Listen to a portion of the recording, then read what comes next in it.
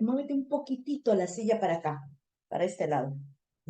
Ese es tu ángulo. Ya está. Ahorita voy a empezar la transmisión en vivo en Facebook. Y Antonio, cuando te levante la mano es porque ya puedes empezar y te vas las 2 horas de corrido. Ya. ¿Ya?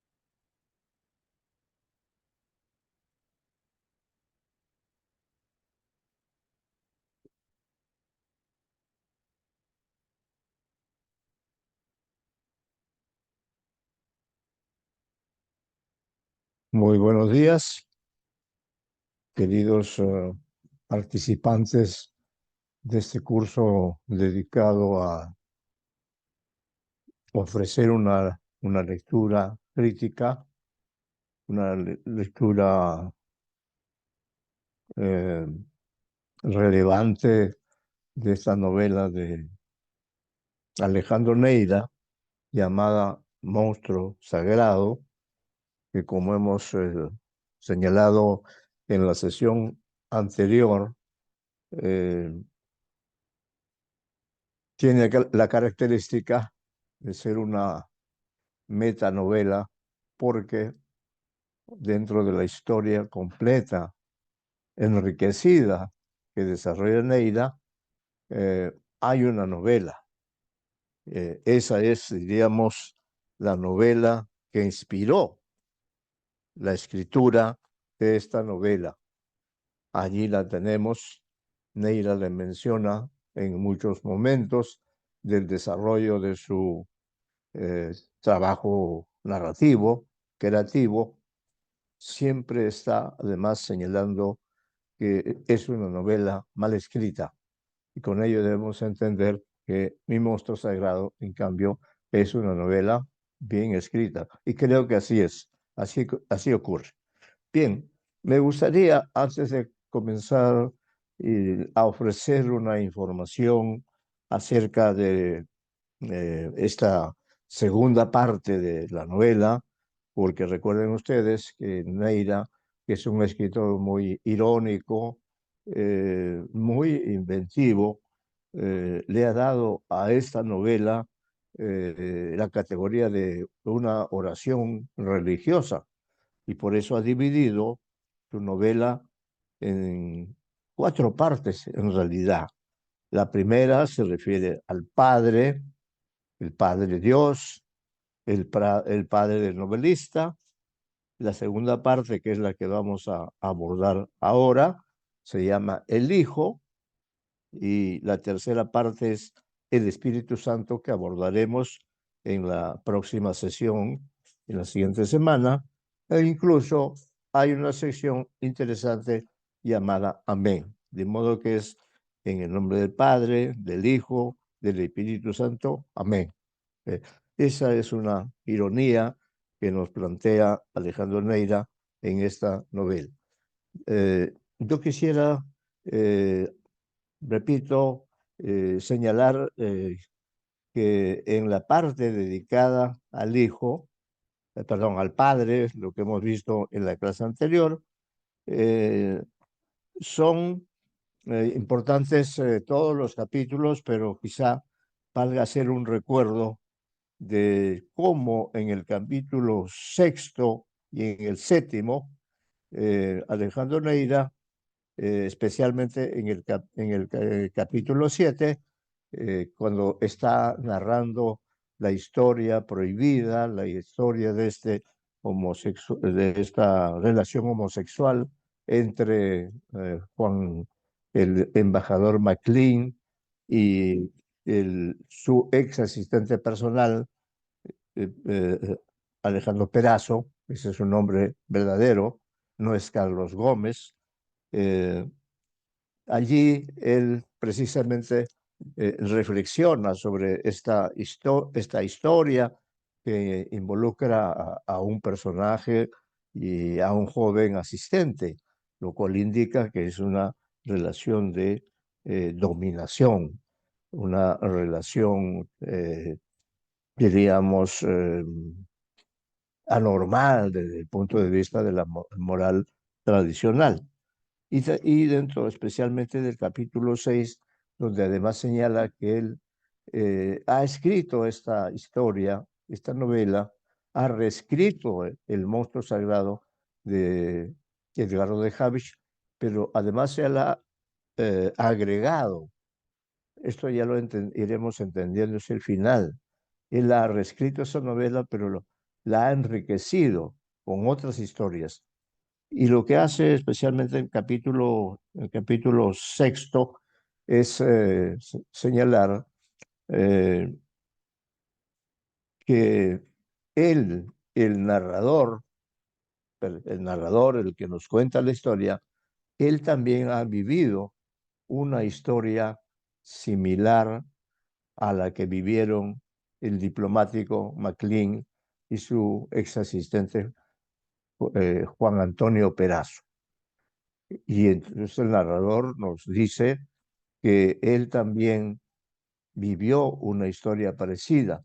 Él también fue el compañero eh, de otro diplomático en otra década. Si los sucesos los sucesos que involucran a Maclean y Perazo ocurrieron en la Lima de la década de los 50. En cambio, la historia que le ha ocurrido al narrador debe haber ocurrido en la ficción a finales de la década del siglo XX o quizá en los primeros años de la década de este siglo, del siglo XXI.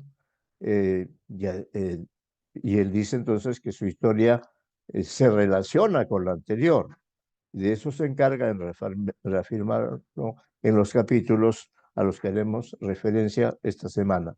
Pero él señala que eh, eh, escribe esta historia, puede escribir esta historia porque su padre ya está muerto. Recordemos en los capítulos iniciales cómo se nos dice que el padre siempre lo incentivaba. El padre informó a este narrador de todos los detalles de esta historia sórdida que había ocurrido en 1951. Y ahora, Neira, el narrador que inventa Neira, se propone contar esta historia también de un amor homosexual. Neira nos señala que, o mejor dicho, el narrador que crea Neira, nos señala que él también vivió una historia así y que él la va a contar, pero la va a contar porque su padre ya está muerto y ya no leerá la novela. No hubiera soportado su padre, dice él, que su hijo también viviera una relación homosexual con un diplomático, a pesar de que él, su padre, lo había incentivado a ingresar al mundo diplomático. Yo también quisiera reflexionar sobre el hecho de que Neira asume contar este hecho, esta segunda historia, semejante a la anterior, y además usa la primera persona. Pero esto no debe llevarnos a pensar que el protagonista es el autor, no. Ya sabemos que son dos planos distintos. Uno es el plano del autor, otro es el plano de la ficción, que hay vínculos seguramente, pero esto ya significaría otro tipo de aproximación a la novela. Acá, en nuestra lectura, nosotros nos remitimos al mundo de la ficción, sin olvidar, sin duda, que esa novela ha sido escrita por alguien, por un escritor, quien ha fabulado toda esta historia sentimental. Y en el capítulo 6, él nos dice, yo he vivido también una historia semejante a la que vivieron los personajes de la novela de Habich, y le voy a contar. Y le voy a contar mediante un cuento que se llama, dentro del capítulo 6, hay un cuento que él introduce que se llama Corazón de Poeta. Y allí nos cuentan los inicios de esta relación que se produjo cuando el narrador hizo sus servicios de pasantía en la Cancillería peruana, y allí conoció a un embajador que recién había venido de Europa y que pues lo sedujo, y llegó a convertirlo en su amante. Y él dice, yo voy a contar eso, ¿no? Yo querría decir también que alguna vez Ribeiro dijo que los novelistas se enfrentaban a alternativas, pero cuando Ribeiro pensaba en esas alternativas, por ejemplo, si un escritor es bilingüe y escribe en dos idiomas, eh, podrá escribir en uno de ellos, elegirá escribir en uno de ellos, como Franz Kafka, por ejemplo, que sabía el yiddish, sabía el checoslovaco y sabía el alemán, pero él decidió escribir en alemán. ¿Por qué? Porque era el idioma más importante, el idioma que podría hacerlo conocer al escritor en Europa y luego en otros continentes. Eh, pero Ribeiro se refiere a este tipo de alternativas. ¿Qué idioma utilizar? ¿Qué lenguaje utilizar? Si utilizar, por ejemplo, un lenguaje culto, barroco, como Alejo Carpentier, o de lo contrario, emplear un lenguaje más coloquial, como hace Juan Rulfo en su breve novela Pedro Páramo.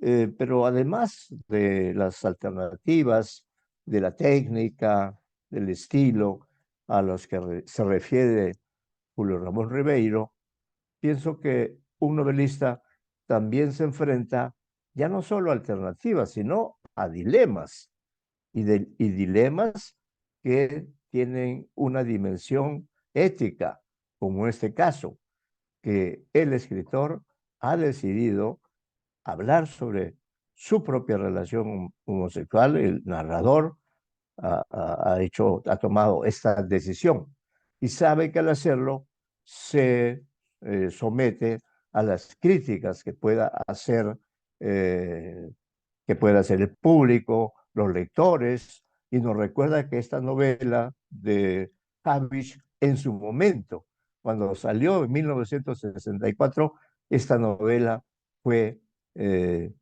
fue prohibida por eh, el cardenal de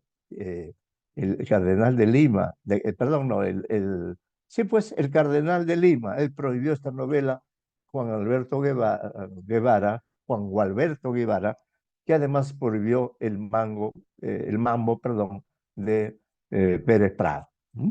Entonces, eh, eso hay que destacar en el caso de Neida, el trabajar un tema tabú, un tema prohibido, que lo sigue siendo aún ahora, en que aparentemente ya no hay ese nivel de prejuicios, de censura hacia aquellas relaciones sentimentales de carácter homosexual. ¿Mm? Eso hay que tomarlo en cuenta. Entonces, en esta primera parte a la que nos hemos referido en la reunión anterior, él escribe su propia historia, la considera un cuento, pero luego vamos a ver cómo en esta segunda parte ese cuento termina formando parte de la novela. En esta sesión vamos a referirnos a los capítulos que Neira ha desarrollado bajo el título de hijo. Así se llama la segunda parte. ¿Quién es el hijo? El hijo es el hijo del padre que incentivó a su hijo a escribir sobre esta novela de Maclean. pero sin pensar que su hijo, años después, cuando él ya estaba muerto, el hijo vivió también una relación equivalente a la relación que establecieron los personajes de la novela El monstruo sagrado, a la que nos hemos referido en la sesión anterior. Bien, eh, recordemos que esta historia se desarrolla en la época de la dictadura de Odría, entre 1948 y 1956. Entonces es una época marcada por el gobierno militar, es la misma época que evoca Mario Vargas Llosa en Conversación en la Catedral, es esa misma década en que, eh, esta historia también transcurre. El asesinato ocurre en 1951. Aquí nos ofrece en el capítulo 8 el narrador un asomo a la justicia peruana. Eh, Leo los apuntes que he tomado y iré haciendo comentarios. En este capítulo que se llama Asomo a la justicia peruana, el narrador retoma la historia del asesinato de MacLean, cometido por su asistente personal Juan Antonio Perazo, y da cuenta de, de que todos los diarios y las radioemisoras, como también ocurre ahora, habían inundado con abundante información de noticias el caso policial. Las radios hacían un seguimiento minuto a minuto de lo que iba sabiendo conforme pasaban los días. Entonces era eh, una información que se transmitía a través de las radios, que aparecía como un vendaval en esos años en radios y periódicos, y de pronto nos dice el narrador que el 19 de julio de 1951, el crimen había sido entre el 15 y el 16 de julio, esa campaña sensacionalista y morbosa cesó súbitamente. El hecho sangriento del que todos hablaban en Lima se convirtió en un tabú, en algo prohibido.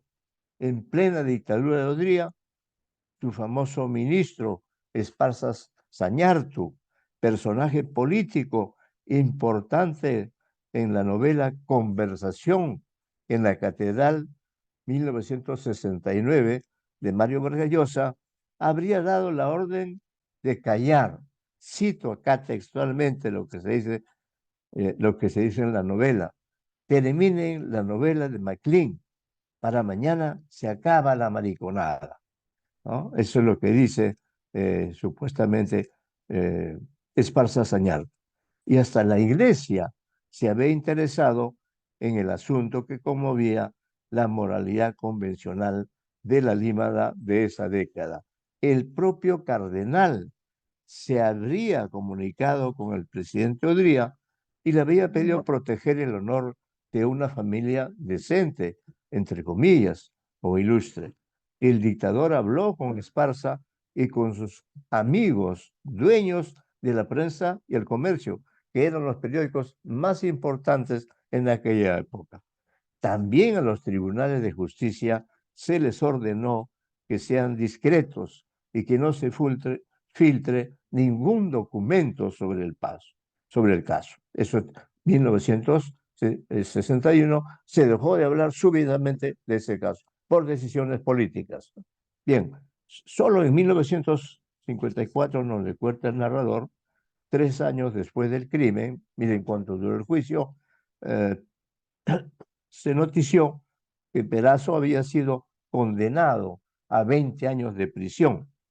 Pero como la curiosidad del público siempre está pendiente de los escándalos, los periodistas dieron a conocer ese mismo año la noticia que conmovió a Lima. Como ya se había acabado el caso del diplomático Maricón, los periodistas dieron a conocer esta noticia que conmovió a Lima. fue la violación, asesinato de un niño de 3 años. Cuando se descubrió al culpable, se le denominó el monstruo de Armendáriz. Ese también fue un caso famoso y yo me acuerdo que siendo niño escuchaba hablar a mi madre. Ese monstruo de Armendáriz fue ejecutado y recuerdo que mi madre lloraba pues por el asesinato de esta persona a la que no se llegó a probar totalmente si él mató o no mató al niño, pero lo interesante además de esa época es que se hicieron famosos por defender el juicio, por defender al monstruo de Armendáriz, el, eh, el abogado Carlos Enrique Melgar, que ya quizá a los oyentes jóvenes de estos tiempos ya no les suene, pero Carlos Enrique Melgar fue un famoso eh, aprista, político aprista, senador, miembro del Congreso, en muchas oportunidades, un abogado brillante que saltó a la palestra con motivo del juicio que se le hizo al llamado monstruo de Armendari, ¿no? Eso es lo que queríamos señalar. Además, cómo este narrador, el escritor que es Jorge Alejandro Neira, conoce toda esa historia de Lima en la que él no vivió.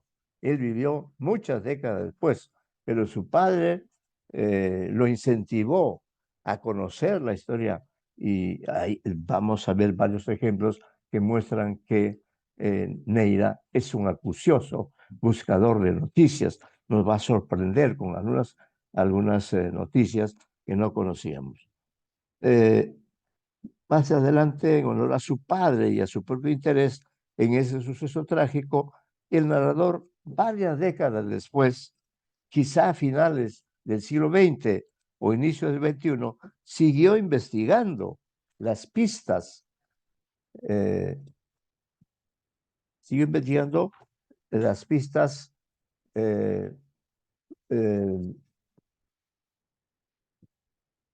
las pistas en lugares inverosímiles del Palacio de Justicia. Él cuenta que eh, visitó, por ejemplo, el Museo del Crimen, donde se supone se conservan objetos, armas de algún asesinato que haya conmovido la ciudad. Pero dice el narrador, investigador, periodista, que no encontró nada, que al final lo único que encontró es un libro editado por seguramente por el Palacio de Justicia, un libro que se llama Joya de la Policía, Joya de la Justicia, disculpen, en que se detalla cómo se construyó ese Palacio de Justicia que todos hemos visto en Lima y que esta construcción estuvo a cargo del arquitecto polaco Bruno Paprocki, paisano del abuelo de Edgardo de Havish. Otra coincidencia que podemos establecer. Bien, ahora pasamos otra vez a los detalles del crimen. Y en este capítulo 11, que se llama Confesión de parte, que es una expresión eh, legal, judicial, el narrador nos conduce hasta el 16 de julio de 1951, es decir, un día después del asesinato de McLean. Las fechas son importantes. El crimen fue el 15 de julio y eh, el 16 de julio del 1951 eh, nos hace conocer qué es lo que está haciendo Perazo, qué actividades realiza este hombre que el día anterior ha cometido un crimen, nada menos, ¿no? Entonces decimos, a través de la prosa ágil y ubicua de la novela, nos enteramos de las actividades y caminatas que realiza el ex asistente personal. Recién en la tarde de aquel día, ahora por ejemplo no hay periódicos que salgan en la tarde, pero en esa época sí lo sabía. Entonces en los vespertinos vio las noticias del crimen que él había cometido. Vio la noticia que él mismo había generado. Interesante. Se afirma que como vio que su ropa estaba sucia, pero sin manchas del crimen, se compró un terno de color negro que le costó para la época una suma alta de 475 soles. Bien, quería estar elegante y según el narrador omnisciente, eh, habló incluso con alguien que esa noche tenía un velorio de un personaje importante. Al día siguiente, es decir, el 17 de julio, el joven homicida despertó y se sintió mareado. Pese a ello, fíjense ustedes, decidió ir a la casa de su ex jefe. Iba a dar el pésame a la viuda Enriqueta Vizquerra. Ese dato ya se ha ofrecido en algún momento. También se recuerda que acompañó a la familia hasta la morgue para hacer el reconocimiento del cadáver. Y es en esa diligencia donde algún periódico tomó una foto y la publicó. Allí aparecía Perazo. Y esa es la foto que vio el padre del narrador y llegó a descubrir en aquel grupo de personas que él había conocido como asistente personal de MacLean en las clases de historia en el colegio Alfonso Ugarte de Lima. Es decir, el padre se interesó más porque no solo había conocido al embajador, sino también a su asistente, es decir, a los dos protagonistas de esta historia. Como vemos, el criminal tiene un comportamiento extraño. ¿Sí? Se acerca a dar el pésame, asiste al velorio de su ex jefe ex y difunto jefe. Observó la presencia de personalidades importantes, ministros, embajadores, que llegaron para dar el pésame a la viuda. Y también, este detalle es importante, observó la llegada de un sobrino lejano de Coquelo. Coquelo era el nombre familiar de Jorge MacLean, del embajador. Coquelo se le llamaba en el ambiente familiar, ¿no? Entonces el, el asesino que estaba allí en calidad de asistente al velorio de su jefe, ¿no? Se encontró con este sobrino lejano de Coquelo y con quien él había tenido un incidente, porque parece ser que este sobrino de Coquelo también era un protegido del embajador. Probablemente tenía el mismo tipo de relaciones que las que tenía con Juan Antonio Perazo, ¿no? Entonces, el chico, el joven, vio a Perazo en el funeral de su tío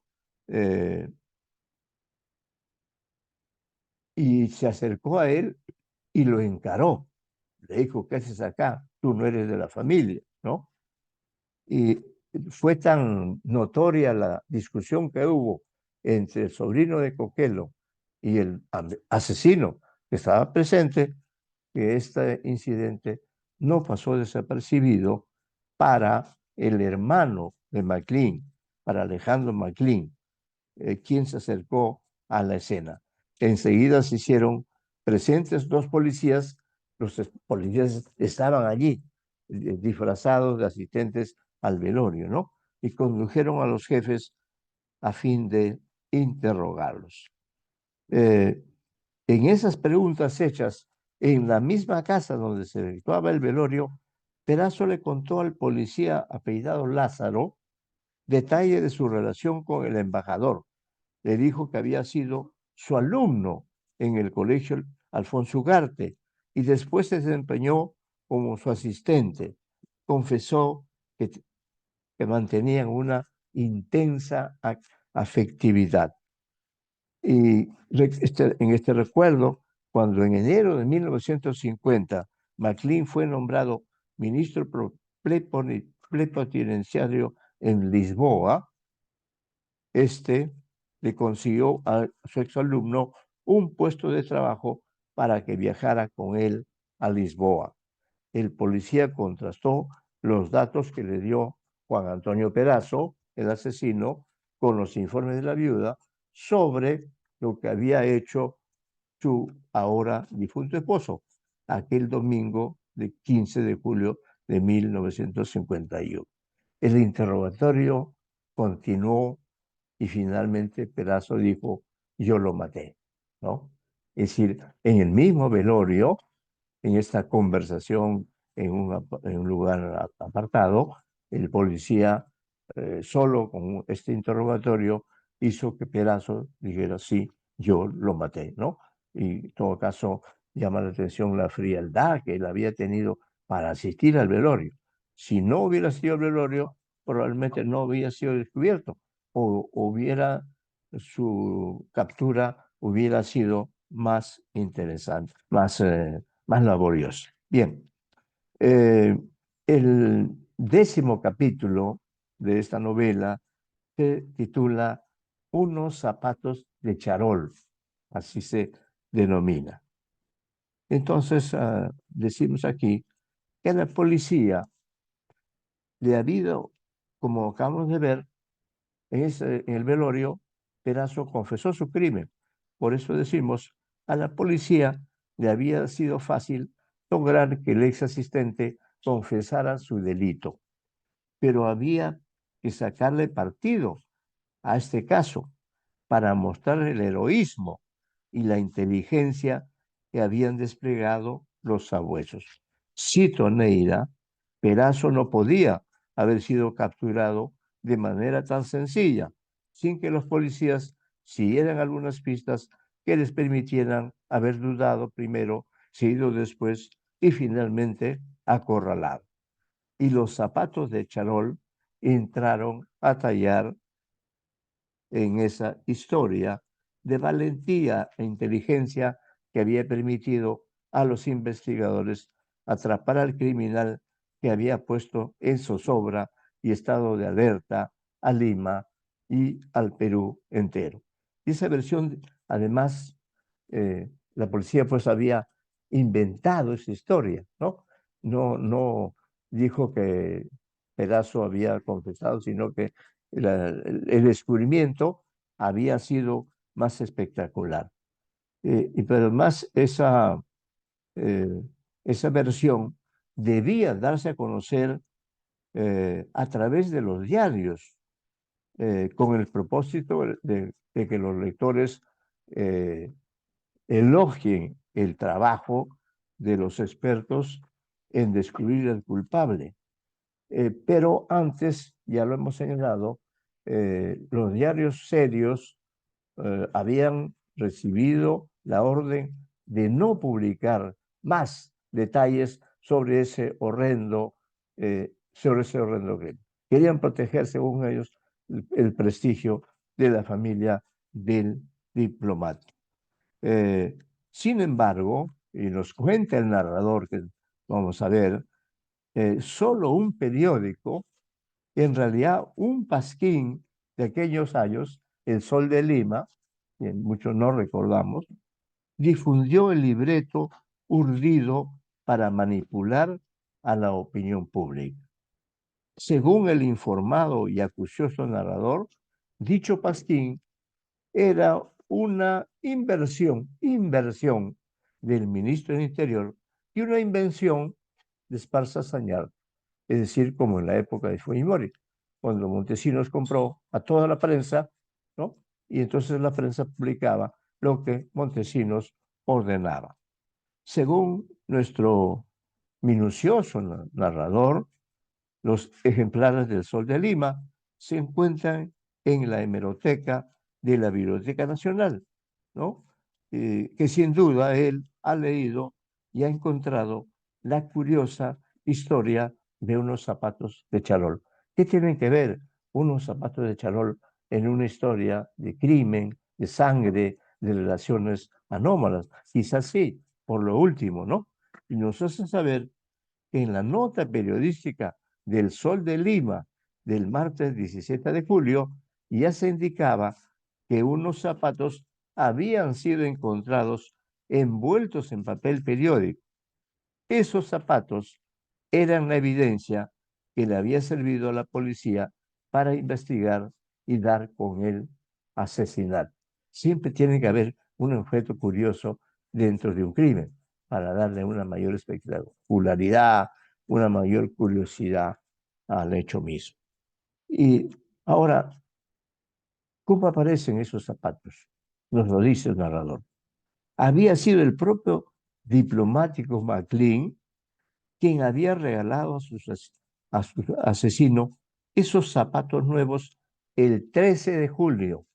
Todo ocurre en los días de julio, a partir del 13, podríamos decir, ¿no? El viernes previo a la semana que acabara su vida. Versión urdida por la policía y publicitada en calidad de primicia por el Pasquín El Sol de Lima. Según esta misma información, Perazo había llegado a Lima desde Lisboa, sin que su familia lo supiera, a principios de julio del año 51. De vuelta, luego en la tercera parte se nos va a contar cómo fue ese viaje de Lisboa, porque la novela no es lineal.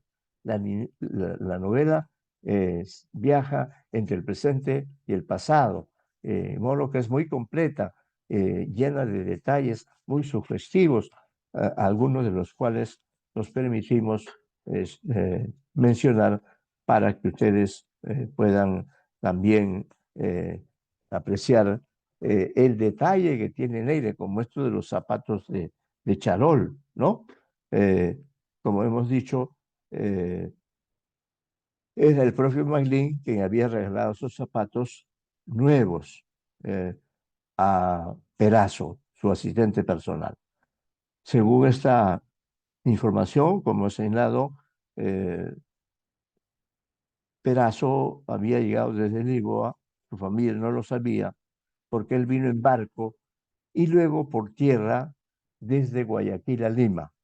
Se alojó en el Hotel Neuro, que ahora ya no existe, quedaba en Miraflores, y sabía que a Coquelo lo habían nombrado embajador en Ecuador. Lo sabía porque por eso había regresado desde Portugal, donde ambos habían vivido y trabajado juntos. Eso es lo que ocurre con los diplomáticos.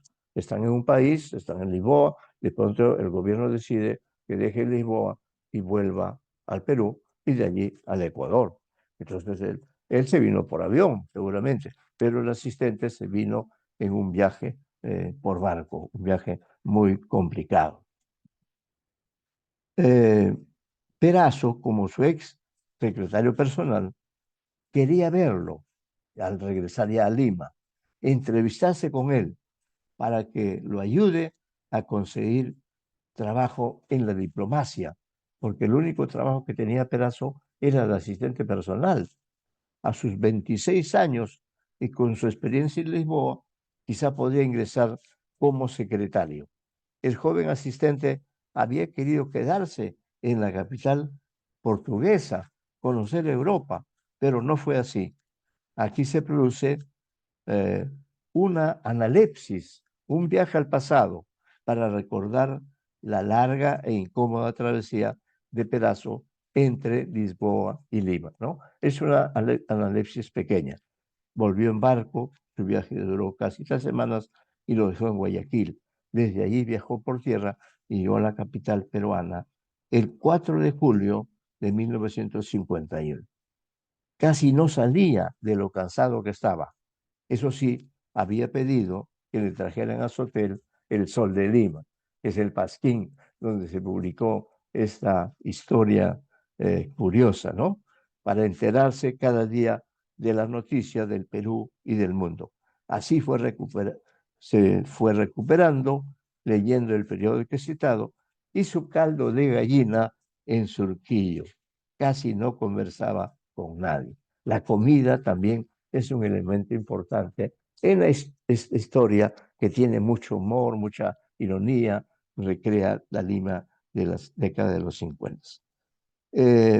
Al cabo de unos días, Perazo se enteró por el diario de una noticia que lo conmovió. Era el 8 de julio, faltaba una semana exacta para el crimen. Y él se enteró de que la Cancillería despedía por todo lo alto MacLean y su esposa, porque pronto viajaban a Ecuador, donde fungiría de embajador. Perazo siguió su vida leyendo siempre El Sol de Lima. El miércoles decidió ir a buscar a Coquelo en el Club Nacional.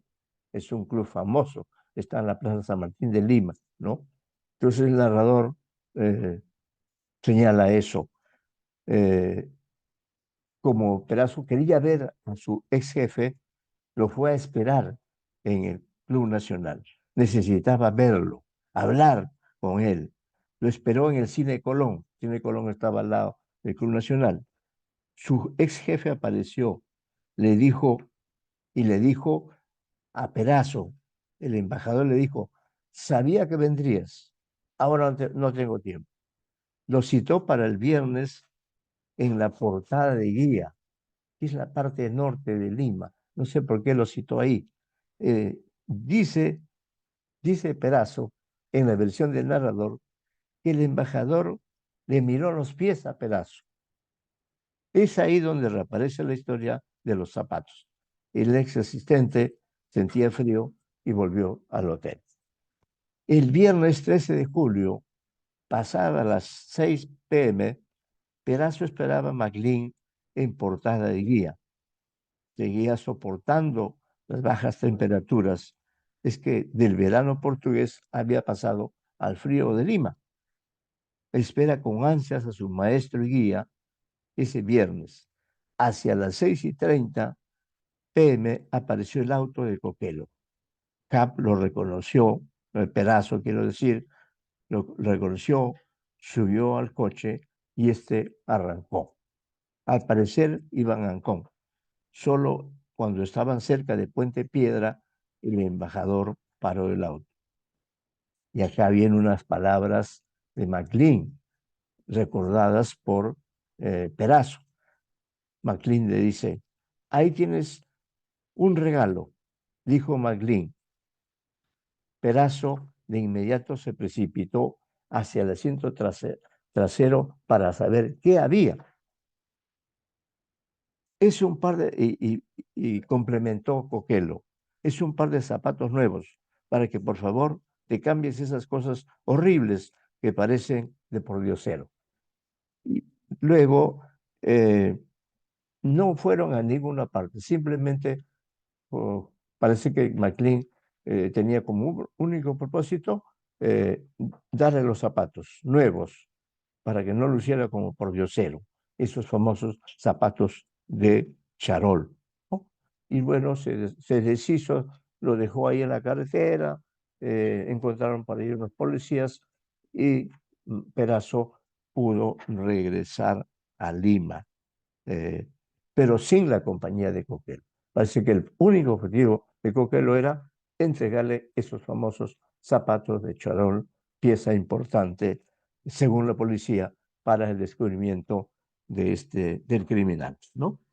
Eh, Perazo volvió a su hotel de esa cita y ya en su cuarto extrajo los zapatos de charol y comprobó que le quedaban chicos. Decidió que los devolvería a su jefe. Estaba seguro de que volvería a verlo antes de su partida a Quito. Y para esa próxima cita también llevaría su pistola. Ojo, el crimen. Se sentía hastiado de esa relación. No estaba dispuesto a seguirla. Si era necesario, después de todo, ¿cuánto podía valer la vida de MacLean? Y llegamos al día domingo, al día del asesinato. Aquí el narrador emplea con más énfasis las técnicas, ¿no? Por eso decimos, el narrador que lo sabe todo, pero luego vamos a ver por qué lo sabe todo, indica que tras la confesión de Perazo en el mismo velorio de que él había asesinado a MacLean, fue llevado a la carceleta del Palacio de Justicia y permaneció allí hasta el día siguiente en que recibió la visita del abogado Ignacio Chacaltana, quien había sido designado por el propio Alberto Freón Rosell, ministro de Justicia, para que fungiera de abogado defensor del acusado. En su función de tal, Chacaltana se ganó la confianza de Perazo y le pidió a este que recordara todo lo que había hecho el día domingo e imaginara también lo que Coquelo estaría haciendo paralelamente aquel mismo día en el que se encontrarían por última vez. La novela se torna eh, más interrogante. El interrogado hizo lo que le pedía su abogado. Como era el asistente personal de McLean y había visitado su casa, conocía la rutina dominical de McLean y sabía que iba a misa de las 10 de la mañana en compañía de su esposa. A su vez, Perazo recordó que ese día no había hecho nada en especial. Seguía pensando en Coquelo y de pronto cogió el aviso del diario El Comercio que había encontrado dentro de unos de los zapatos que le había revelado su jefe. Este es otro detalle importante. Leyó y allí se encontraba el anuncio de su próximo matrimonio, el de Perazo, en Sevilla, con una joven española a la que apenas había conocido. Y era cierto que ella no había aceptado su apresurada propuesta matrimonial. Perazo estaba confundido. No entendía si era una broma de mal gusto o una simple provocación. Es muy probable que ese aviso en el comercio lo había mandado a colocar McLean y Stenós. Su propósito era burlarse de los instintos masculinos de Perazo y hacerle saber que él era el que mandaba en esa relación homosexual. Perazo recordó el nombre de la cita, ya se ha dicho antes también, se llama Milagros Castelá, era española y la había conocido Perazo en una recepción en la embajada, paseó con ella un día por Lisboa y pensó haberse enamorado de ella. Estos capítulos, eh, el narrador, eh, sin duda, ha revisado el expediente donde Perazo hace todas estas revelaciones ante el abogado Chacaltán. Por eso dice, Perazo siguió con el recordatorio de lo que él y su jefe hacían y pensaban en aquel domingo crucial para ambos. Incluso se hace referencia a las palabras de Dios. El domingo es el día de la misa, ¿no? A las palabras de Dios cuando dice Jesucristo, vengan conmigo, descansen un poco. Que uno y otro escucharon en iglesias distintas. Los dos fueron a misas, pero en iglesias distintas. La noche previa, el sábado, McLean había dejado un mensaje en el Hotel Euro, donde se alojaba Perazo. Citaba a su asistente para reunirse el domingo en la noche en la casa de Cieneguilla. Es otra casa que tenía el embajador, para descansar un poco.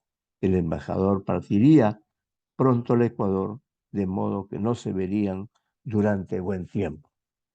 Perazo también recordó que como en la misa, y aquí hay algunos elementos de humor, de ironía, Perazo también recordó que como en la misa escuchó el milagro de Jesucristo, de la multiplicación de los panes y de los peces, recuerden que es el día domingo, le dio hambre y por eso se fue al mercado de Surquillo, donde almorzó algunos de sus platos favoritos. En cambio, Coquelo almorzaría aquel día con sus discípulos del Colegio San Agustín, en el restaurante Las 13 Monedas, que creo que está cerca a la quincería, o estaba.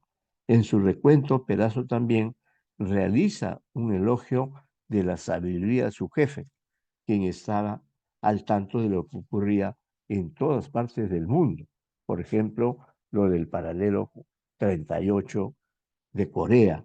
Y se preocupaba Copelo de los efectos positivos o negativos que uno y otro suceso bélico podía causar en la economía del Perú. Luego confiesa que se puso a pensar en lo que ocurriría esa noche, la noche del crimen. Tenía dos oportunidades de ejecutar a su jefe, o para ejecutar a su jefe.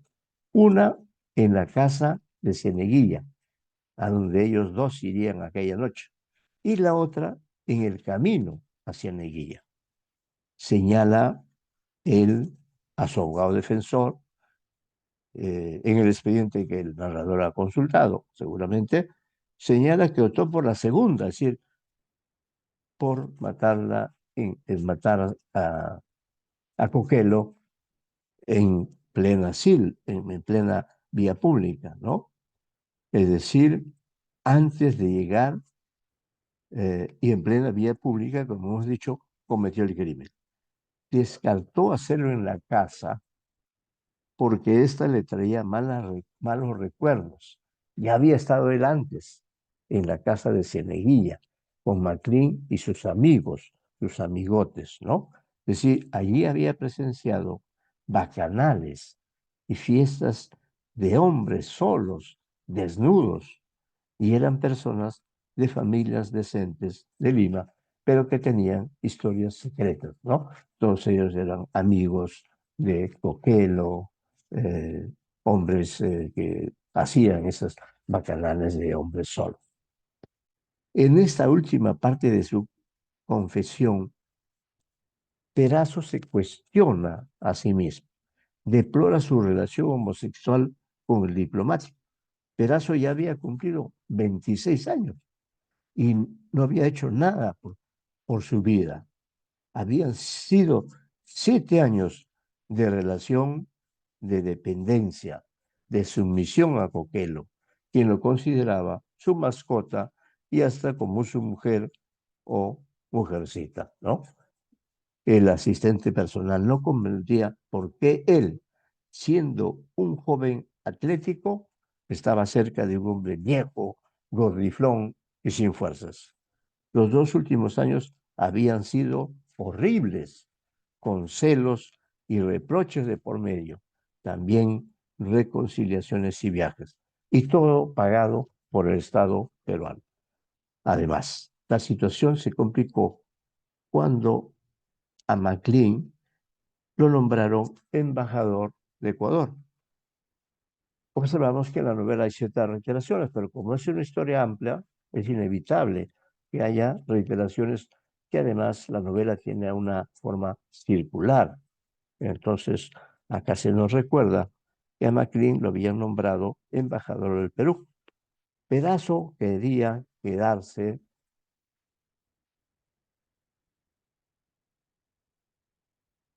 sí, Pedazo quería quedarse en Lisboa, pero su jefe no lo apoyó.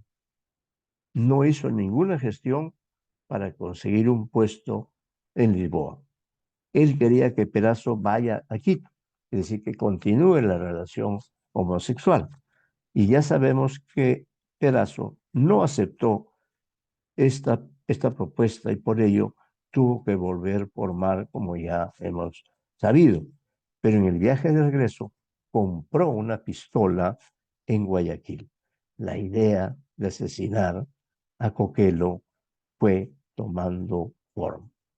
Y luego, como Neira es un narrador diestro que conoce los elementos de cada tipo de novela, en esta historia solo hay dos hombres solos. Entonces había que buscar a la mujer. En una historia como esta siempre tiene que haber una mujer. Claro, además de la esposa de Maclean, pero cuya presencia en la novela es mínima y no tiene ningún relieve.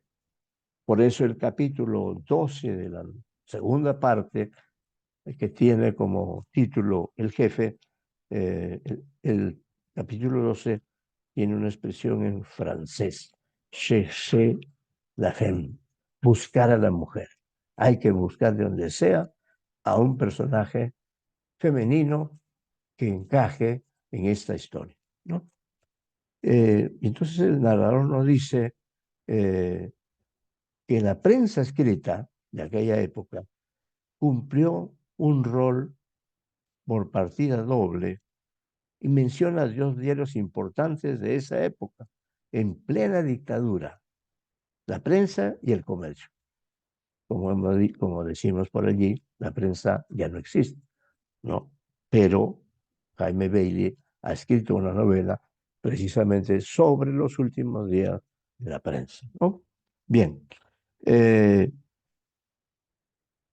la prensa y el comercio, los cuales le dieron un espacio en sus páginas a la historia que estamos siguiendo. Señala que un diario, la prensa, del millonario Pedro Beltrán, construyó la noticia que finalmente sería tomada como la versión oficial del móvil de aquel crimen, ¿no? Pero vemos que ya hay varias versiones de la historia, la versión que da el propio Perazo, la versión que da el Pasquín, el Sol de Lima, y ahora la versión de la prensa y el comercio. La prensa ya desapareció, como hemos dicho, pero durante décadas compitió con el comercio en importancia periodística y política.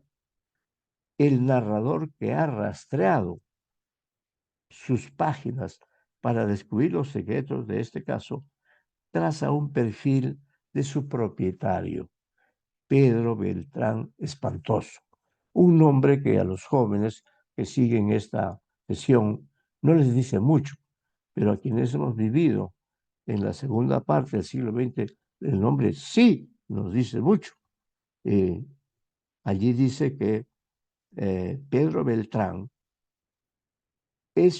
él es una novela en sí mismo, un mito de la época, y no le falta razón, pues fue Beltrán quien trajo la modernidad a la prensa peruana.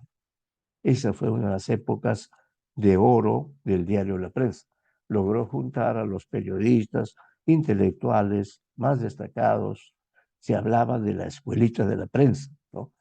La prensa en ese sentido trajo pues la modernidad en la forma de desarrollar las noticias, los sucesos, los reportajes.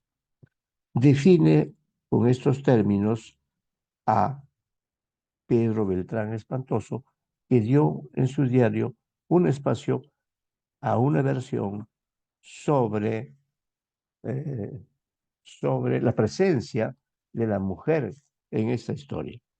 Lo define así, define a Pedro Beltrán, que fue además ministro, me parece que fue ministro, no sé si fue ministro de Prado, o, pero fue un hombre importante. Fue como hoy día diríamos Pedro Pablo Kuczynski. Bien, eh, Pedro Beltrán Espantoso, que es una novela en sí mismo, un mito de la época. Y no le faltaba razón, como hemos dicho, porque Beltrán trajo la modernidad a la prensa peruana. Define así a Pedro Beltrán: radical anticomunista y antiaprista, aunque siempre lo negó, fue uno de los hombres que respaldó el golpe de Odría contra el blandengue Bustamante y Rivera.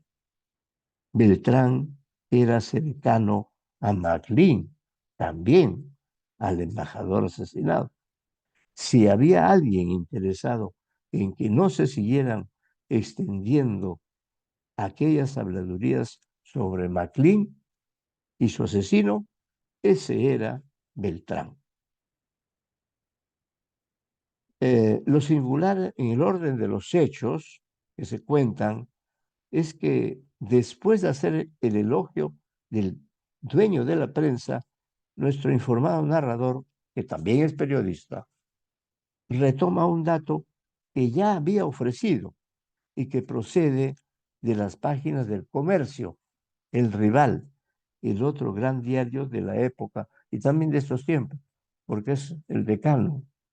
eh, Se acerca ya a cumplir 200 años, o 300, ¿no? No, 1839, 200 años. Bien, eh, recordemos que Perazo había encontrado dentro de uno de los zapatos de charol ya mencionados, que le regaló su jefe, un aviso, ¿no? Un, Había encontrado un aviso en el que se anunciaba el matrimonio de Juan Antonio Perazo con doña Milagros Castelá Lequeriza. Esa es otra historia, ciudadana española.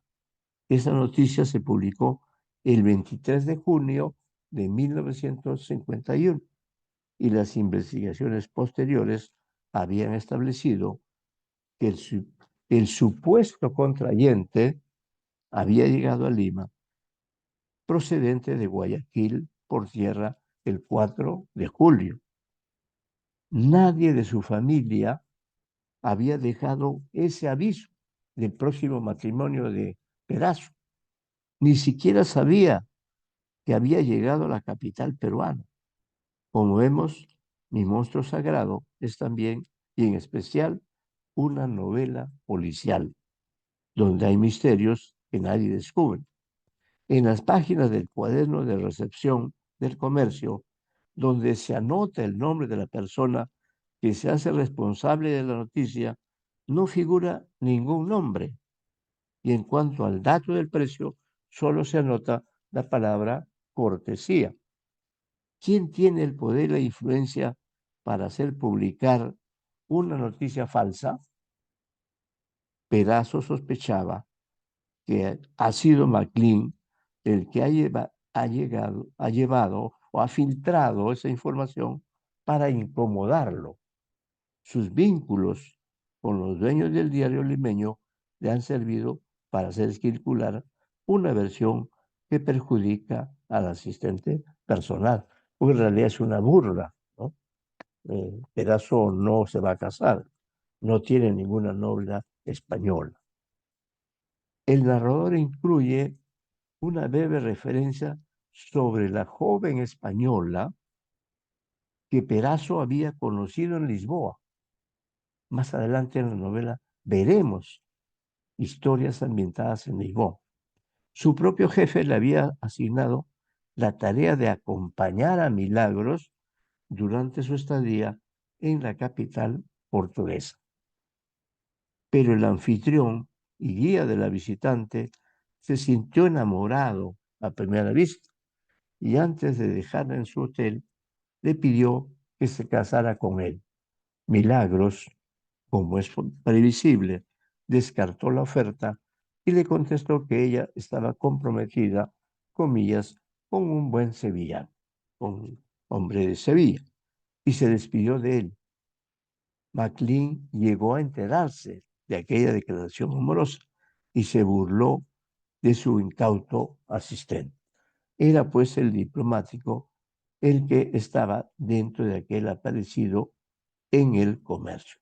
Bien, recién después de haber dado cuenta de la versión aparecida en el citado diario, el narrador consigna el relato melodramático y cursi, perdón, que se publica en las páginas de la prensa. En esencia, la historia es otra historia, pero en esencia, ese texto periodístico recogía las declaraciones de la hermana, ojo, de la hermana de una enamorada que Pedazo había tenido en su barrio, el Rímac, antes de su viaje a Lisboa.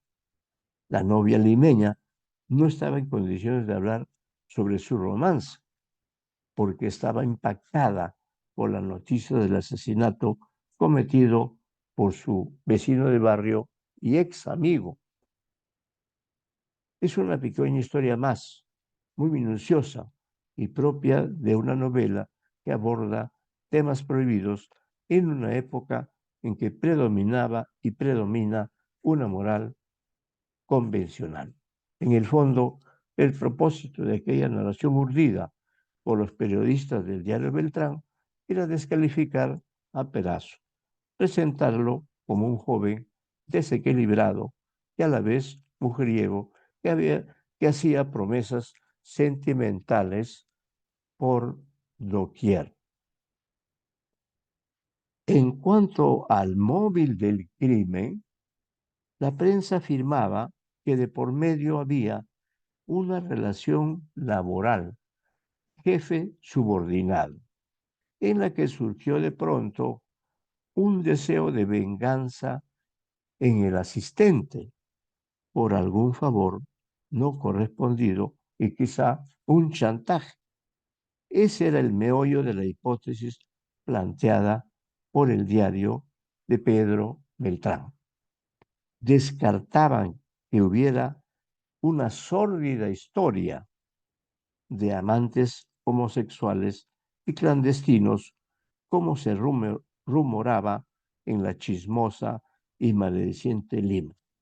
La inmaculada figura del embajador Jorge McLean y Estenos no debía contaminarse con esas versiones lanzadas por los enemigos de la patria. Así decía textualmente, ¿no?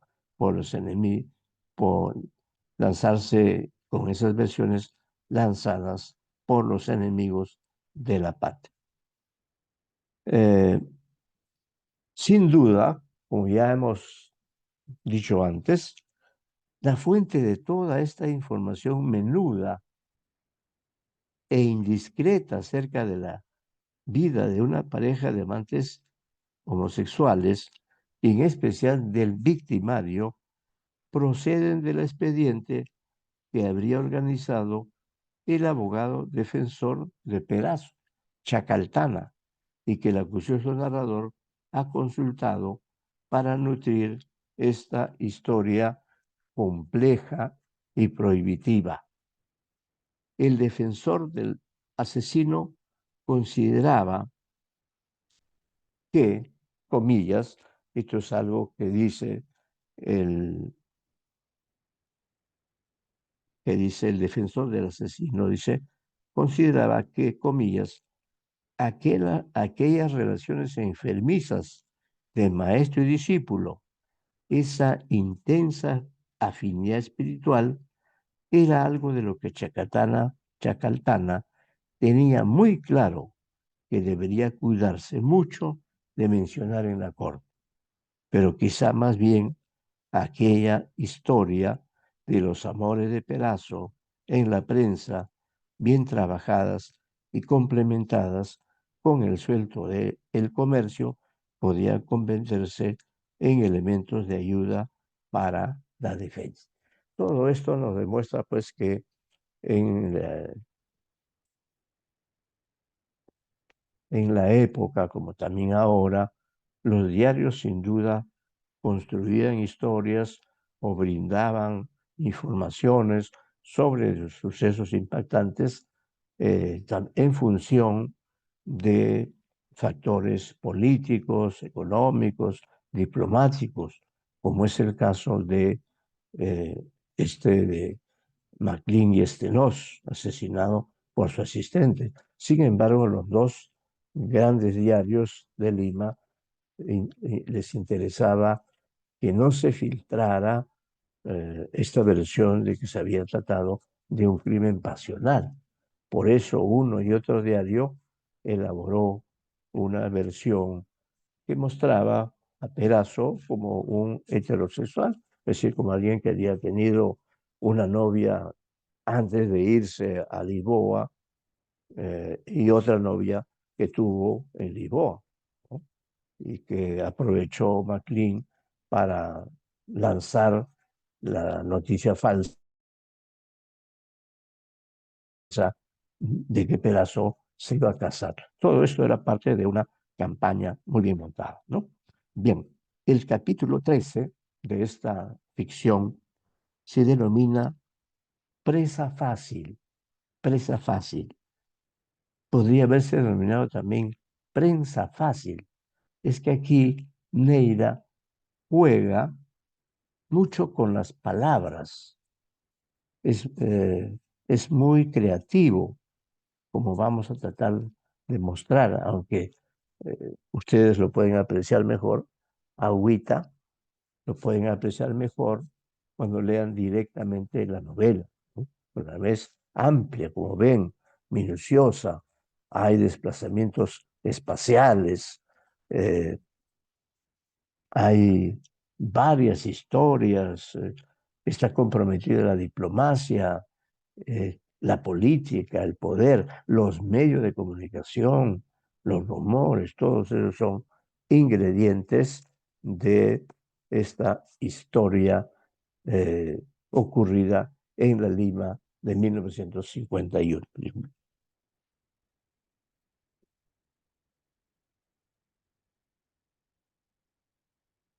Bien, estas ideas están extraídas del capítulo 12 de la segunda parte, que dicho sea de paso, es el penúltimo capítulo de esta segunda parte que tiene como título Hijo. ¿Mm? Hemos hecho un recuento de todos ellos y entramos en este capítulo lleno de humor, de ironía, de juego de palabras, que se llama Presa Fácil. Habíamos dicho que toda esta información no la ha inventado el narrador, la ha tomado del expediente que armó seguramente Chacaltana. Es lo usual. Los abogados hacen eso, arman su expediente o, como dicen ellos también, su falso expediente, ¿no? Bien, precisamente en este capítulo se confirma que es Chacaltana, en su condición de abogado defensor, el que escucha las confesiones de Perazo, y los lectores nos enteramos de ellas gracias a la habilidad y destreza del narrador. Incluso transcribe directamente la voz del inculpado, es decir, de Perazo. Nos acerca al tiempo de la historia, nos hace cómplices de lo que el protagonista hizo y dijo en aquel domingo, a pocas horas de reunirse en la cita fatal con su jefe. Fue al mercado para almorzar. No he dicho que la comida también es importante. Apreciemos esta aproximación a los prolegómenos del fatal desenlace. Y acá en la novela se cita lo que habría dicho el propio Perazo frente a su abogado cuando hace la confesión de todos los hechos que ha realizado hasta hasta el día del crimen. Entonces esto es lo que dice Perazo, el ex asistente personal. Cuando llegué al mercado, la cocinera me dijo que estaba guardando los frijoles para un tacu-tacu. Me recomendaba, me recomendaba más bien el arroz con pato. Ese fue mi almuerzo de domingo y creo que fue entonces que decidí que mataría a Coquelo. Observen esa relación entre decir, me recomendaba más bien el arroz con pato. Ese fue mi almuerzo de domingo. Y creo que fue entonces que decidí que mataría a Coquelo. Este dato es importante incluso para el abogado o para los acusadores, y señala que es un crimen intencional, premeditado. Y dice, continuamos con lo que dice Perazo. Cuando la señora, una zamba muy gorda, que se movía entre las ollas como un trompo, me preguntó qué presa quería, qué presa. Nosotros preferimos una presa del pollo o del pato, etcétera, ¿no? Me preguntó qué presa quería. Recordé un juego que hacían los señores en esas fiestas que contaba, se realizaban en la casa de Cieneguías, un juego por demás tonto. No se describe el juego no está en la novela, para que ustedes lo lean, pero ese juego que supuestamente hacían estos amigotes de Coquelo en la casa de Cieneguilla, dice, ese juego que tiene que ver con el propio título del capítulo, que se llama precisamente Presa Fácil, ¿no? Eh, que tiene que ver con el propio título, el camino en el que nos hemos detenido. Con estos términos, el narrador nos sugiere que el diplomático fue, comillas, presa fácil para asesinar. Presa fácil se llama el capítulo. Entonces para Perazo, fue una presa fácil eh, la muerte o fue una presa fácil de su deseo de matar a su ex jefe. Además, las referencias a los platos de comida en el mercado, es el mercado de Surquillo, un mercado popular, eh, las referencias a los platos de comida en el mercado complementan esa significación culinaria que adquiere esta escena en la que Perazo dice, citamos a Perazo, ese fue mi almuerzo de domingo. Y creo que fue entonces que decidí que mataría a Coquelo. Ahí cerramos la cita. El asesino, nosotros reflexionamos, el asesino comió, comillas, arroz con pato. Y hora después, en la ruta Cieneguilla, el diplomático pagó pato, como se suele decir, ¿no? En el habla coloquial.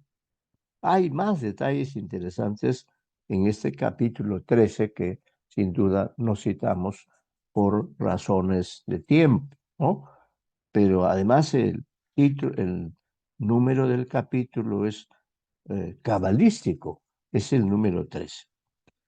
Eh, Desde el punto de vista de la técnica narrativa, también debemos destacar que en esta secuencia se retoma el contrapunto entre lo que hace y dice cada uno de los protagonistas del inminente crimen. Y como en estos momentos el transcurso del tiempo es vital, el narrador, ahora omnisciente, ha dejado a Perazo en el mercado, eh, el narrador, ahora omnisciente, se traslada hasta el hogar de Coquelo y nos conduce al instante en que su esposa se acerca perdón, lo despierta y le informa que son las 7 de la noche, el día de la cita con Perazo. El diplomático recuerda entonces que horas antes ha estado en un almuerzo con sus compañeros de colegio. Él ha sido el centro de atención, el homenajeado, el próximo embajador peruano en Ecuador. Por eso lo han agasajado. A través del estilo indirecto libre, el narrador nos conduce hasta los pensamientos de la próxima víctima, quien, por coincidencia, trata de imaginar lo que está haciendo Perazo a esa hora. Perazo piensa en Coquelo, Coquelo piensa en Perazo. Y en esa parte, en ese capítulo, hay un contrapunto, un juego del narrador de uno a otro personaje. Aquí hago una acotación personal. Algún colega sanmarquino decía, seguramente repitiendo lo que otro experto había afirmado, que todo cuento tiene un reloj. Y al leer estas páginas escritas por Alejandro Neira, comprobamos que también una novela cuenta con el suyo. En una novela también hay un reloj. Reloj en mano, el narrador va dando la hora exacta que vive cada coprotagonista.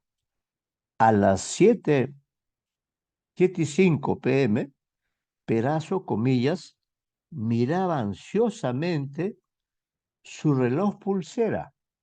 Vean qué importante se convierte el tiempo en reloj.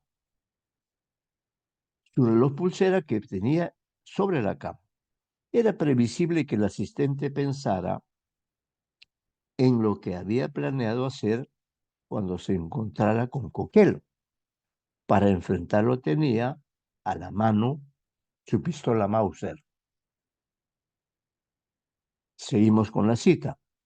Con ella lo amenazaría y le diría que se deje de burlas y de tonterías, que escribiera unas cuantas recomendaciones y le consiguiera un trabajo decente en Lima. En el fondo, eso era lo único que quería, pero la seguridad que le daba aquella pistola, punto suspensivo.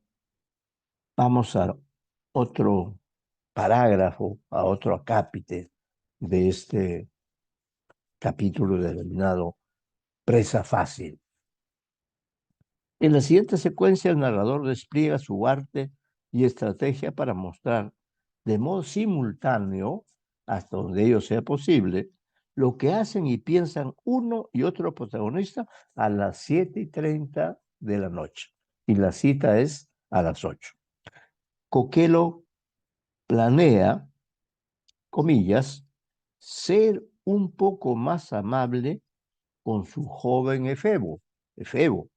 Así le decía a veces para ridiculizarlo, aunque a veces no aguantaba las ínfulas de aquel muchacho que le debía todo y que seguía molestando cada vez con nuevos reclamos. En esas reflexiones, decimos, se muestra el racismo y el machismo que impera en la mente de este personaje que se sabe y se siente aristócrata. Lo que no soporta es que Perazo crea que él y su maestro son iguales. Considera que su asistente debe ser sumiso, como una mujer, invisible, silenciosa, obediente, como lo era su esposa Enriqueta. Ahí está su pensamiento machista y racista, ¿no? Porque dice, ¿cómo va a pensar Perazo que somos iguales? Yo soy un aristócrata, él es un eh, pobre migrante. A su vez, a esa misma hora, decía las 7:30, y esto sin duda ya omnisciencia del narrador, Perazo se preparaba para hacer un recorrido y reencontrarse con su jefe.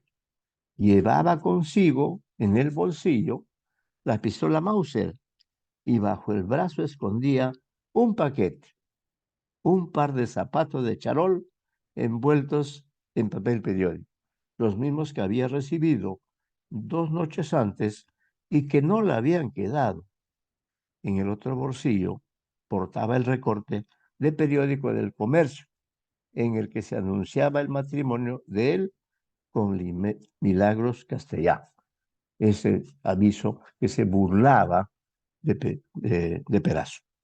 Con todos estos pertrechos, partió rumbo a su cita con la muerte. Pensó visitar a su familia para darle la sorpresa que ya estaba en Lima, pero cambió de idea. No podía dejar cabo suelto. 7:55, Perazo llegó puntual, acarició la pistola. Era casi una medicina, un bálsamo para sus nervios. A las 7:45, el diplomático listo para salir llamó a su esposa para despedirse. Se apareció su cuñado y le dijo que Enriqueta estaba en el segundo piso de la casa, que no se preocupara. Él le avisaría a Coquelo que se había ido a sus... Él le avisaría que Coquelo se había ido a su cena en la mansión de Cieneguilla. Tras este breve diálogo, el diplomático salió. Vio su reloj de cadena que llevaba en el bolsillo del chaleco. Citamos, 5 pasadas las 8, es decir, las 7:05. Pedazo debía estar esperándolos ya.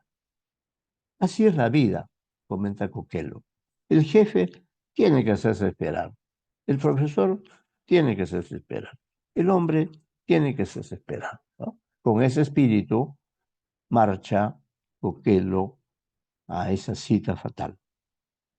Decimos, admirable la prosa narrativa de Alejandro Neira, destila ironía, suspicacia, suspenso, como buen novelista que es.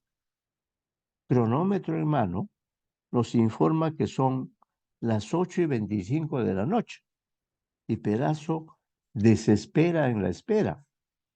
Siente frío, mira las luces de los autos que pasan.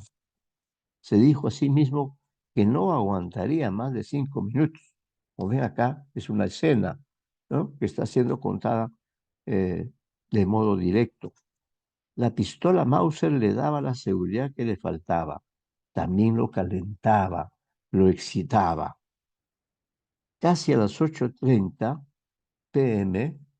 llegó Coquelo con su Pontiac, que vio el viernes, que Pedazo vio el viernes. La visión del auto le trajo malos recuerdos. El piloto se detuvo para que subiera el asistente. Lo hizo, se sentó al lado de su jefe, quien esta vez le sonrió y le dio una palmada en la pierna. Iniciaron el viaje en silencio. Pedazo pensó si al menos le hubiera ofrecido disculpas por el retraso de media hora, si le hubiera ofrecido un cigarrillo. ¿Qué pasa ahora? Jugando con el suspenso de una novela policial, el narrador no se detiene en esta escena. Todavía no nos habla de cómo fue el crimen. El narrador se detiene en esta escena y nos deja en blanco.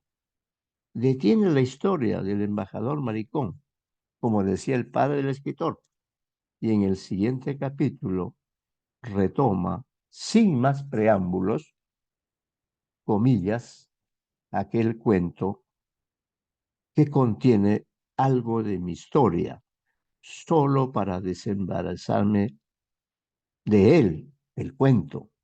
Y claro, porque solo ahora sé que mi padre jamás lo leerá, no lo habría tolerado. Eso lo dice el narrador en el capítulo 6 que se llama Los libros que somos. Está en la página 51. Entonces, esta parte dedicada al hijo termina, pero nos deja con el suspenso de saber qué va a pasar entre Pedazo y McLean.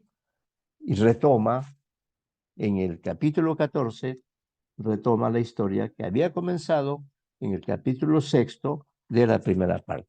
Y ese capítulo se llama El corazón del poeta, aunque el nombre se llama Corazón de poeta. Aquí le agrega un artículo, ¿no? Sin duda, estamos ante una narración diferente de lo que nos ha contado el escritor acerca del drama pasional que han protagonizado el embajador McLean y su asistente Pedazo. Lo común de las dos historias es que desarrollan un tema tabú, el amor sexual entre dos parejas de hombres. Otro elemento afín en las ficciones tiene que ver con los roles temáticos de los personajes. En Mi monstruo sagrado, la novela de Neira, ¿no? Los protagonistas son un diplomático mayor y un joven asistente o discípulo. Eso en Mimoto Serrano. En Corazón de Poeta se repite la combinación dual, pero la diferencia está en que Maclean y Perazo son dos seres característicos de la sociedad limeña de la década de los 50. El uno es un aristócrata que funge de embajador en la Cancillería peruana, mientras que su efebo, su amante joven, pertenece a los sectores pobres, quizá migrantes, de la capital peruana, y ambos se conocen en un colegio estatal, el Alfonso Ugarte, donde Maclean es profesor de historia y Perazo es su alumno, y es en ese contexto donde se inicia el acercamiento de uno y otro. En realidad, cabe decir que el embajador, que es poderoso y lleva una vida muelle, confortable, seduce al joven y para financiar su relación prohibida, recurre al presupuesto de Torre Tagle y consigue que Perazo sea contratado como su asistente personal.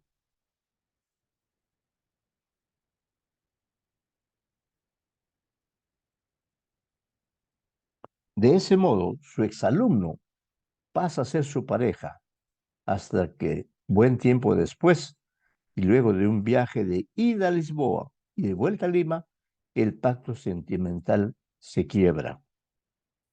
Perazo teme caer en el desempleo porque Maclean se va de embajador al Ecuador y el joven decide no seguirlo. Ante esta disyuntiva, el asistente personal opta por el crimen. Esta es la historia que Edgardo de Havish contó en El Monstruo Sagrado y que Neira reescribe en Mi Monstruo Sagrado. Existe una pequeña gran diferencia en el nombre, apenas una supresión del artículo gramatical por el pronombre posesivo mi.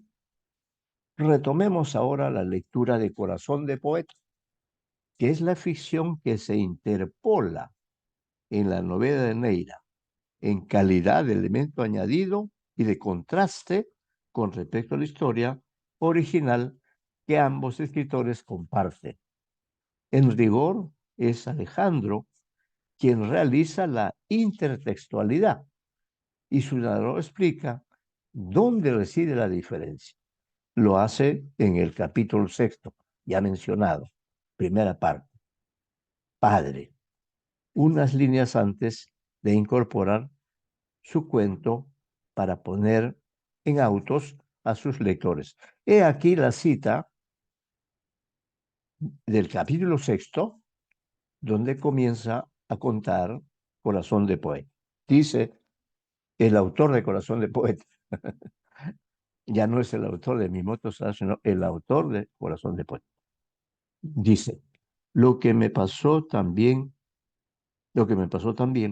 podría haberme dado pie para escribir una, paréntesis, no, guiones, otra mala novela, ¿no? Bien podría haberme dado pie para escribir una otra mala novela. La diferencia, dice el autor de Corazón de Poeta, es que yo no era Carlos Gómez. Carlos Gómez es el nombre que le puso Edgardo de Havish al ex asistente personal. Neira lo llama por su nombre, Juan Antonio Perazo. Dudo, dice el autor de Corazón de Poeta, dudo que aún en los años 50 alguien pudiera haber soportado las humillaciones y hasta haber sufrido aquella violación sin demostrar al menos un poco de coraje, que creo que lo que hice yo finalmente. Por eso, y estas líneas son importantes, es la poética de Alejandro Neira. Por eso también puedo escribir hoy cuando sé que mi padre no podrá leer la historia, jamás habría podido decirle que yo fui también una especie de Juan Antonio Perazo, un discípulo que se enamoró y pone entre guiones.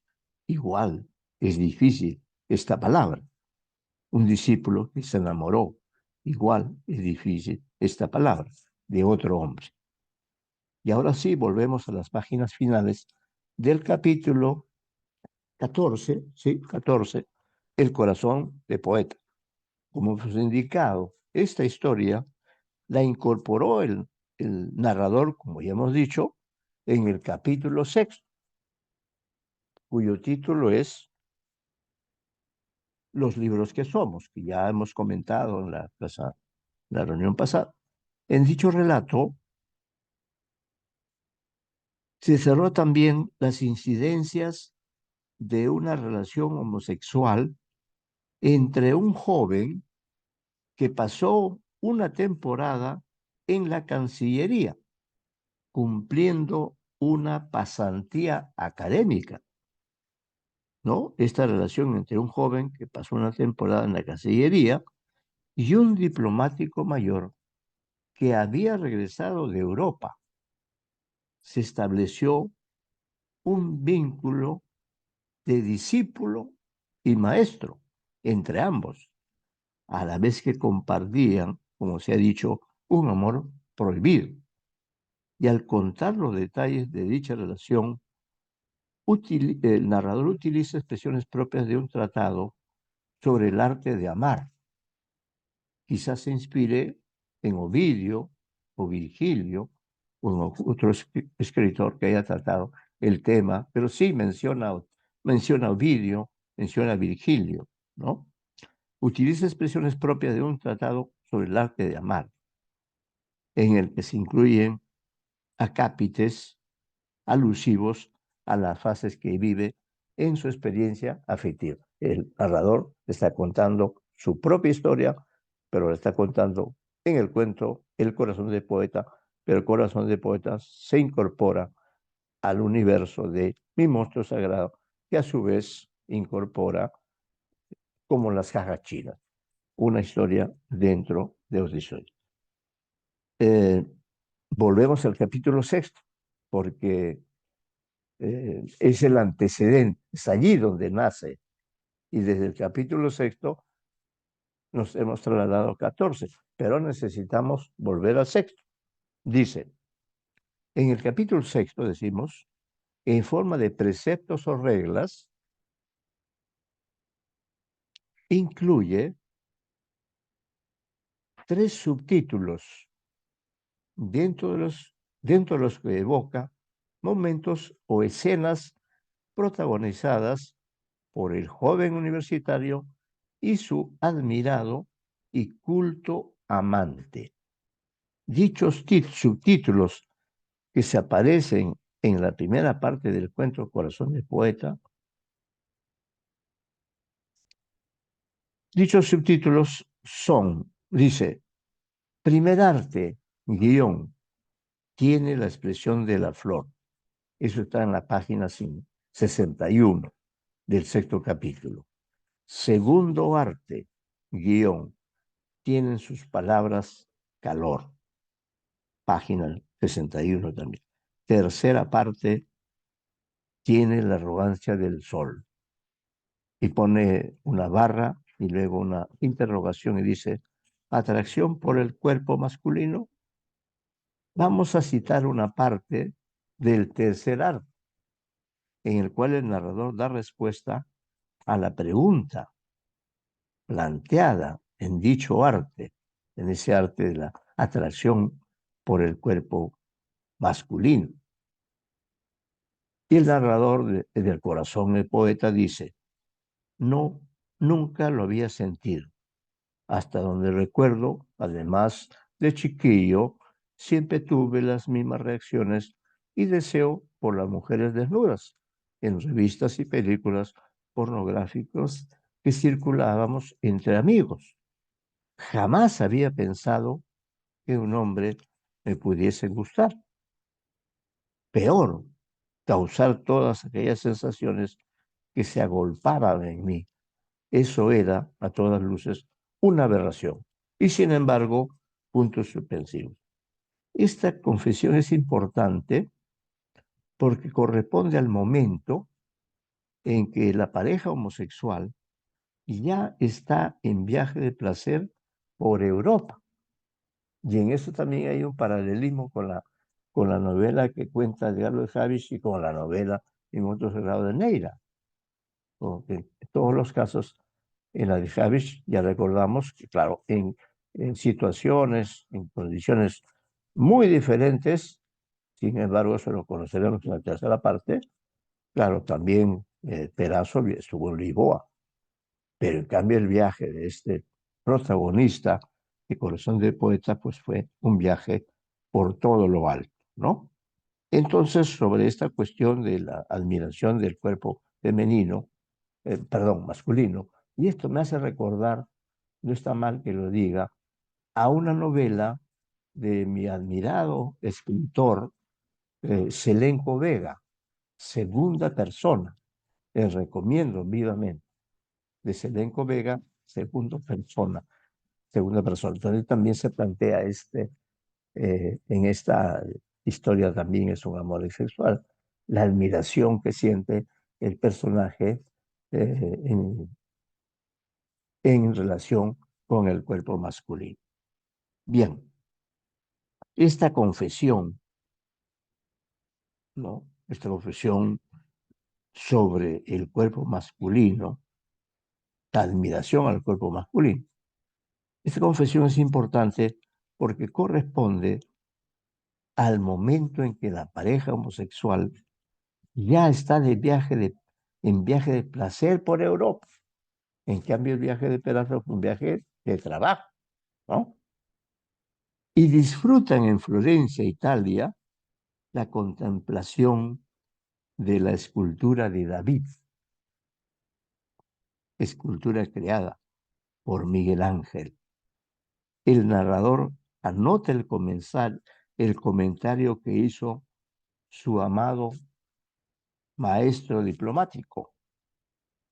Citamos, muchos creen que el cuerpo femenino es más hermoso que el masculino, pero nadie que vea esta escultura puede pensar lo mismo.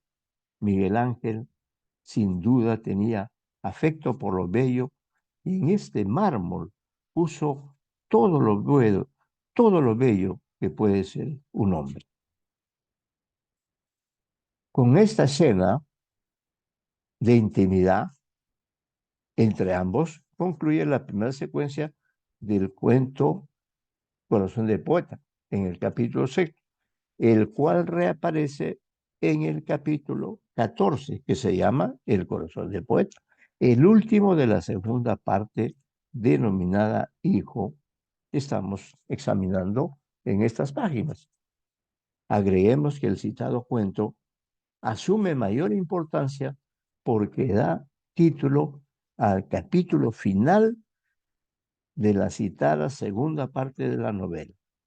Y esto se reafirma, pues en la línea inicial de la página enuncia, como lo había hecho en el capítulo 6, cuarto arte, y tiene el corazón de poeta. Y las demás secuencias, no solo tres, llevan títulos similares al que hemos transcrito.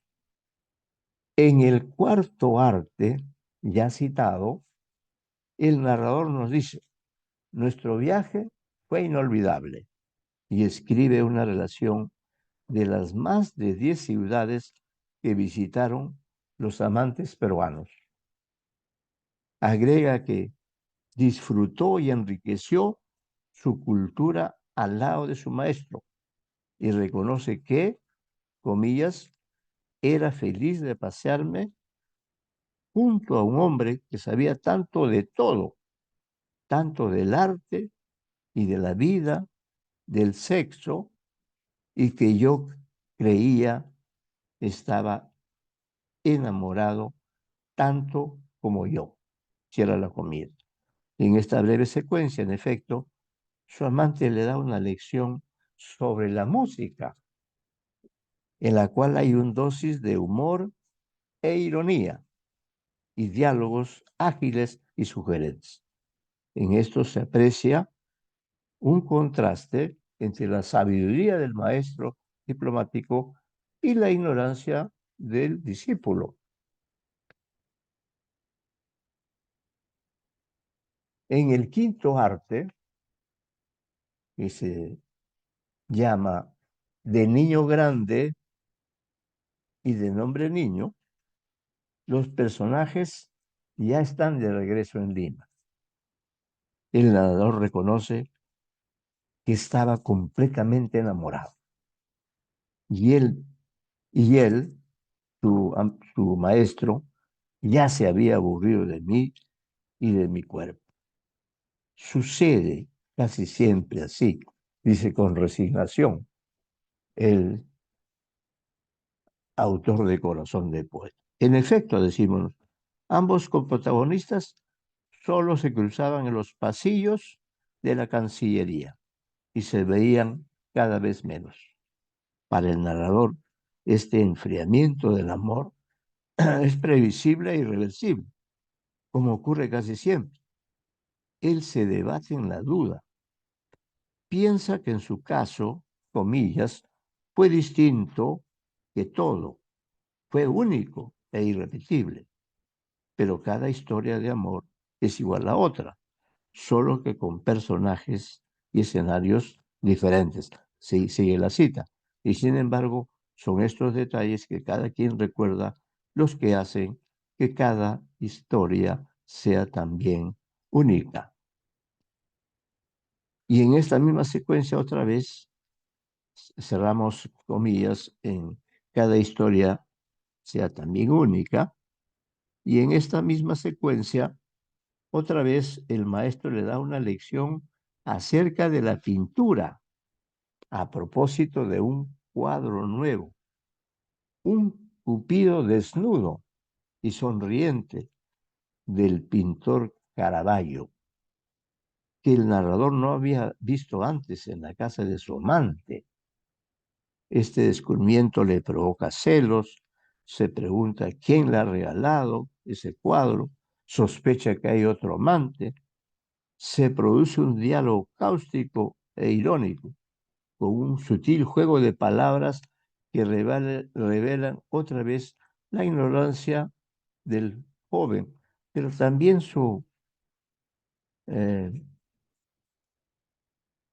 su, su capacidad para jugar también en esta situación, ¿no? Eh, entonces, primero le había dado una lección sobre la música, ahora le da una lección sobre la pintura. Y este descubrimiento, dice, le provocó celos. Se pregunta, ¿quién le ha arreglado este cuadro? Sospecha que hay otro amante. Se produce un diálogo cáustico, irónico, con un sutil juego de palabras que revelan, como digo, la ignorancia del joven.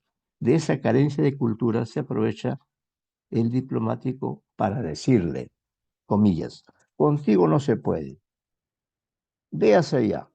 Toma este libro que está sobre el estante y vete, por favor. Necesito descansar.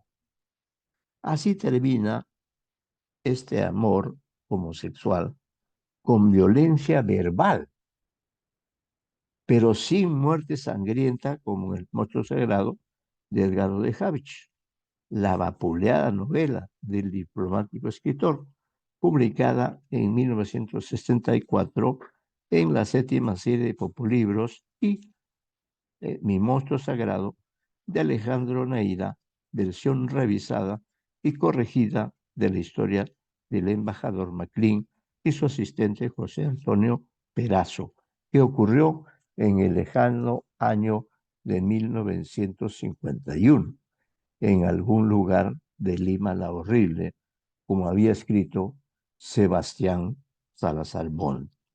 En el sexto arte, guión capaz de amar con delirio del cuento interpolado en la novela de Leira, nos encontramos otra vez con un nuevo ajuste de cuentas que realiza el narrador con el libro que se ha convertido para él en su obsesión.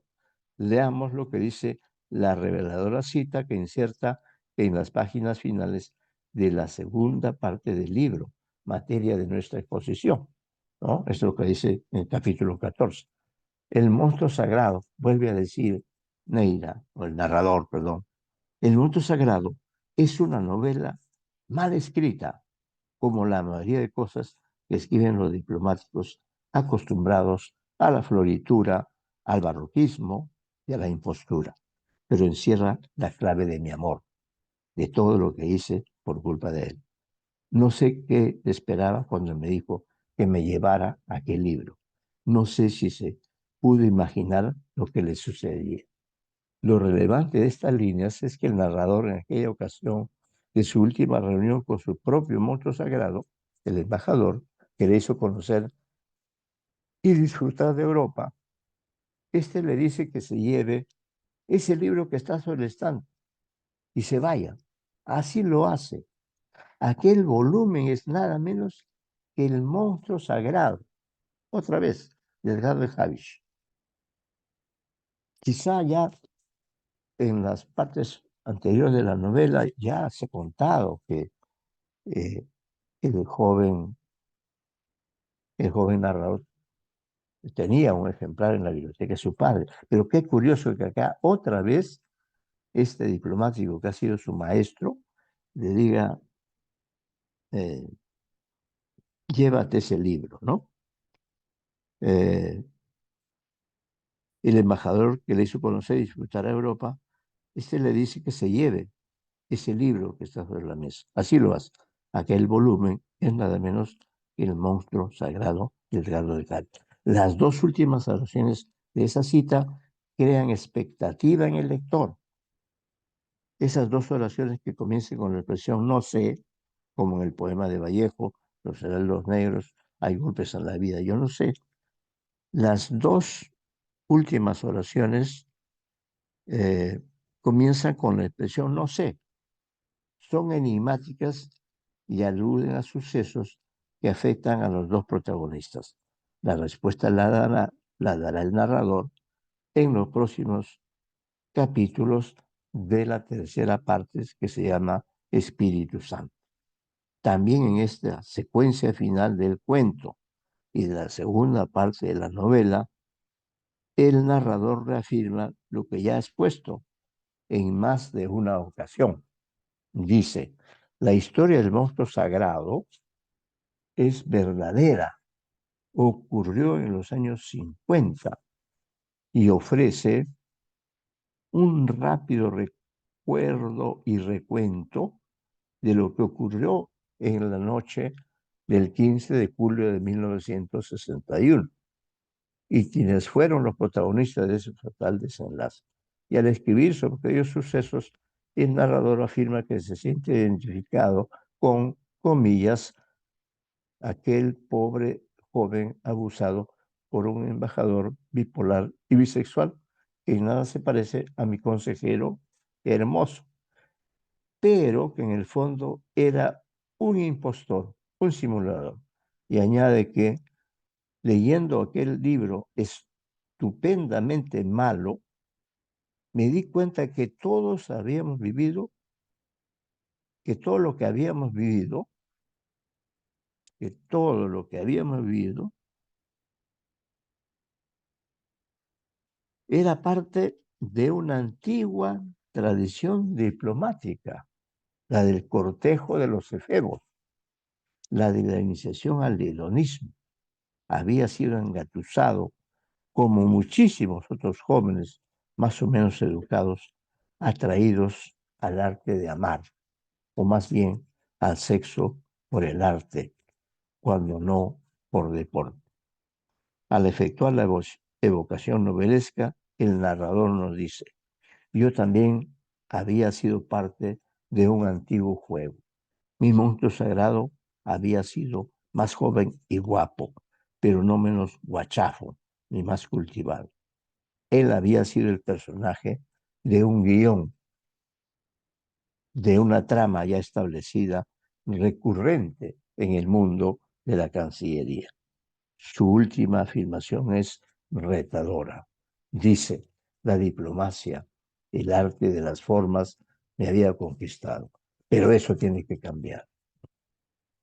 Y bueno, en la tercera reunión veremos lo que nos depara el libro premiado de Alejandro Neira, una obra ambiciosa que nos muestra las interioridades e intimidades de un mundo donde los personajes y los hechos siguen un recorrido circular y recurrente. Pero la tercera parte amplía la historia, la enriquece con el uso de la analepsis, es decir, evoca sucesos anteriores al día del asesinato, nos ofrece detalles del viaje y de la vida de José Antonio Perazo en la ciudad de Lisboa, al lado de un personaje emblemático en el ámbito del periodismo. Y ya lo veremos, ¿no? Muy bien, hemos concluido con nuestra segunda exposición en este curso organizado por el CERCEU de la Universidad Nacional Mayor de San Marcos, de la Facultad de Letras, y pues nos disponemos a seguir trabajando intensamente para poder ofrecer la última y tercera entrega, ¿no? Estamos ya a la una prácticamente, ¿no?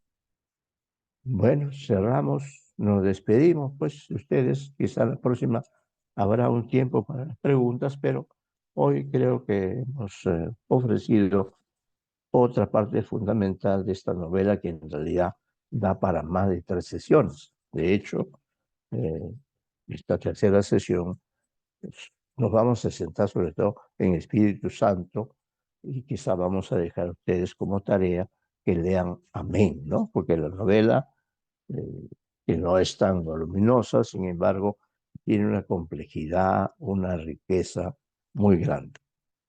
Muy bien, muchas gracias, muy buenas tardes ya y nos veremos, Dios mediante, el próximo viernes.